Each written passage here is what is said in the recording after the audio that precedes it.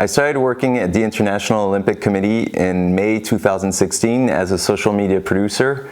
I was in charge of leading video content for the Olympic social media accounts, so Facebook, Twitter, Instagram. Early on, I asked what success looked like for a social media team, and the answer was views, video views. It was clear enough for me. I had to get views, and it didn't really matter how, as long as we had views. I expected followers to want to see world records, gold medals, and amazing performances. And those videos performed pretty well, but I wasn't reaching our KPI, which was 500,000 views on Facebook was considered good, and 1 million was considered great. And we had to reach great. I wasn't doing that in my first 2 weeks at the IOC. But actually, I found out pretty quickly that the stories that interested people the most, our audience, were often unknown stories. So the first video that really had an impact on me was the Petra Majdic story. She's a cross-country skier from Slovenia who competed at the Vancouver 2010 Winter Games. Right before the start of a race, she crashed, broke 4 or 5 ribs, and punctured her lung. You can't tell an Olympian that they can't compete. Olympians have this desire their whole lives to compete at the Olympics. She was in clear pain and screaming and wincing, but miraculously she earned a bronze medal. I was a bit conflicted about showing an athlete in pain, but the story was so good, and it's the first video that I worked on where I felt something. So I thought, okay, if I feel something, maybe the audience will also feel something. So I did my best to apply a formula of putting the most striking footage in the first 3 seconds, a large title, a large font for users watching without sound, and epic emotional music for those watching with sound. I posted the video when on my daily commute back to Geneva, about an hour drive. I arrived home and the video had 1 million views. I was stunned. A cross-country skier from Slovenia. We're gearing up to the Rio Summer Games, and this is Winter Games. I remember refreshing the page constantly to see the number of views going up, reading the comments, all the shares, the likes. I became addicted to those views, to those likes, to those shares. The KPI was to get 1 million views.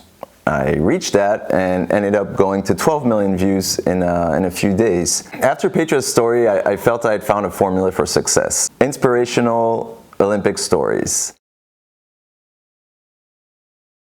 When I think of Rio 2016, I always feel that it was the best time of my life and the worst time of my life. It was the best time of my life because I was at the Olympics, creating video content every day for the Olympic account and getting many views and many comments and shares and likes, and I loved that. I was addicted to that. Then something happened. A French gymnast, Samir broke his leg in a qualifying round in gymnastics, and the injury was absolutely gruesome. And a photo of it went viral online for all the wrong reasons. Samir had already had an injury before London 2012, and now it was happening again in Rio. His Olympic dream was shattered once again. But the next day, he posted on his social media accounts a video of him in a hospital bed with his leg in a cast, with a smile. How could he be smiling? His Olympic dream was shattered. Samir's main message in that video was that we shouldn't feel sorry for him, that he was going to work hard and come back at the Tokyo 2020 Games. At that time, I was so busy working on Olympic videos that I didn't really have time to focus on Samir's story, but I had been moved by it. For 3 weeks, I was editing videos every day. We were getting great results, great comments, and by the end of the Olympics, the videos I had worked on had been viewed 250 million times on Facebook alone. So I felt pretty good. I felt, I felt pretty good about it. I felt very good about it.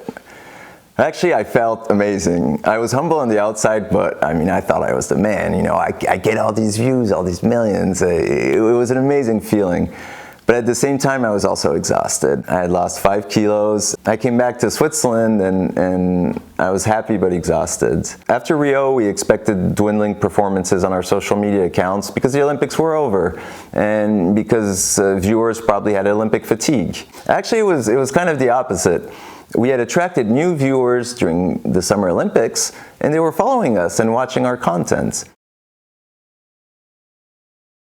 In 2017, I felt like I was on cruise control in a way. I was working on videos, 3 or 4 per week, sometimes a little longer on projects that I felt needed more time, but there was this constant pressure to deliver more, to get more views. We had set the bar pretty high and the expectations were higher, and truthfully, I was putting a lot of pressure on myself. Strangely, from that time, I don't really remember what was happening in my personal life. I know that I was taking care of my son and enjoying every moment with him, but I didn't really have a social life.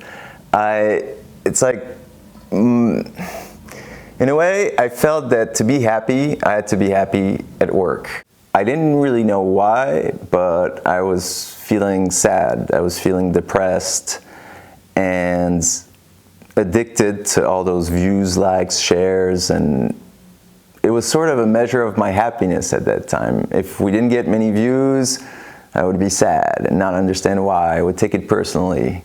I felt anonymous in a way. I was working on all these great stories that were being viewed all around the world, but I don't feel like I was getting any recognition at work and that I was putting so much time and hard work, and I started wondering for what. And so I used this feeling for one of my videos, and I made a compilation of 6 rise after falling stories of athletes who, through injury or an event, had their Olympic dream shattered, only to rise back up, not necessarily in winning a medal, but with a human victory. Just reading the comments from that video, it gave me a boost, because I saw people who also were hitting rock bottom and were going through difficult times, and that video had inspired them to move forward or had a positive effect on them. I felt like I wasn't alone in a way anymore. At that moment, I think I realized that success was not so much about the numbers, the number of views, of likes, of shares, but it was more about the impact that it had on people. And I noticed that made me happy. And I actually started taking screenshots of those comments as a reminder during down times that maybe I wasn't getting the recognition I hoped for at work, but I got it through Olympic fans. In the months following his injury in Rio, Samir documented his recovery on social media. He didn't have a film crew there. It was just cell phone shots, but it was very authentic. And 9 months after his gruesome injury in Rio, he was able to do a flip in gymnastics. And it felt like a victory. I felt at that moment that the story was there. I didn't really know how to tell it. I tried to write about it and explain it, and I ended up actually just using his own words. And so what I did is I extracted his own content and used his caption, his tweets, his messages on Instagram as a screenplay, as a script. And I simply added a counter of the days since his accident to be able to see in time his improvements. I didn't know if the story would perform well. At that point, I don't think I really cared. And to this day, I believe it's still the most viewed Olympic content from Rio 2016. Not Usain Bolt's medals, not Michael Phelps' performances, not Simone Biles and US gymnastics making history, Samir Said, the French gymnast who broke his leg. I think so many people related to Samir's story because we've all had moments of failure, defeat, injuries. When I read the comments, I see a lot of people who are tagging friends who are going through an injury. And when you look at Samir, there's something that just pops out, it's his smile. Not only is he not giving up and working hard to get back on his feet, but he has a smile. For any athlete, and especially Olympians, to not be able to complete their mission, it's their life's mission, I can't imagine how difficult that must be and how difficult it must have been for Samir. But his smile and his attitude was just so inspiring to me. And evidently it was a case for many people because his story was shared all over the place, picked up by the press worldwide, many articles, celebrities were retweeting his story, and he sort of came back from the shadows. So Samir didn't have a success story based on a medal or an amazing performance. It was a human victory. And that got me thinking, why am I so sad? And Samir's story reminded me that, well, happiness is success.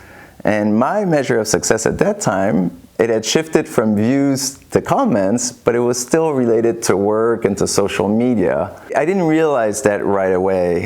In the months that followed May 2017, where we had great performing posts, at that time I was actually more focused on the success of Samir's post on the Olympic account, and I was missing the main message. It would only come later.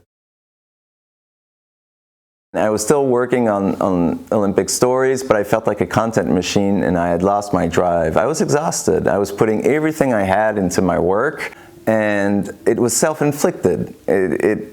I was trying to reach something I couldn't attain. I felt I couldn't be happy if I didn't perform, but the stories I was working on were of athletes who underperformed or had injuries, so I wasn't learning anything from the work I was doing. Our performances went down and my morale went down. I was exhausted, I wasn't motivated, I was depressed. I wanted to spend more time with my son, with my family, and I wasn't because I was too focused on work. I was still trying to get likes, views, shares, comments. I think I was in denial. I felt I couldn't replicate the same success, or what I thought was success, with the videos that I was working on, and I felt pretty miserable. And I ended up leaving the IOC in 2019. I worked on so many never give up stories with great messages that are inspiring, and I was giving up. And then one day, I watched Samir's video again. And this time, I didn't watch it as a video editor or a content creator. I watched it as a viewer, simply as a viewer. And I saw it completely differently. I didn't look at the views, I didn't look at the comments, I simply looked at him and his smile. And actually, looking at Samir, of course, his ultimate goal is to win a gold medal, but it doesn't stop him from being happy and from spreading joy and inspiring people. So I believe for Samir, even if his ultimate objective is to win an Olympic gold medal, that's not his measure of success. Happiness is his measure of success. It's at that moment, really, that I felt this is what success looks like. It's happiness. My Olympic journey didn't end the way that I was hoping, but I didn't really give up. I just had reached the end of my mission there. Today, I still work on inspirational human stories, often athlete stories, and they might not be seen by millions of people and generate thousands of likes and shares, but I feel pretty good about them. I'm enjoying working on those stories, and I'm happy. So that's what success looks like to me now, is that I get to do what I love, I'm happy, and honestly, I don't need you to like, comment, or share any of my videos. But please like this. No.